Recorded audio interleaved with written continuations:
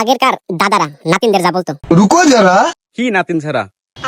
আরে এই অল্প ভাত গুলি খাইতে পারতেছস না? তোর তোদের মতো বয়সে 3 কেজি চালের ভাত খায় পুরো কাঁচা আমার নোয়া চাবাই চাবাই খাইছি। এরকম ক্ষমতা আছিল আমগরে, এরকম শক্তি আছিল। আর তোরা কি কেস লেগেছিল সারা হয়েছস? এই এক মুঠ ভাতের উপরে বেশি খাস না।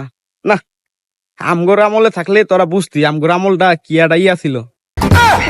একটা না বইয়া কেউ কেউ 10 কেজি চালের ভাত খাই হালাইছে, কোনো ব্যাপার আছিল না। এই যে তোর যত শক্তি শক্তি যার ইতি আছিল জিনিস আছিল শক্ত, এলে সবকিছু তো এলকাই তুলছে। এই 5 মণ 10 মণের ভুজাগুলো এলকাই তুলছে। আর তোরা এই বয়সে যদি এখন নিলে করস না, তোরা তাহলে চলবি কি?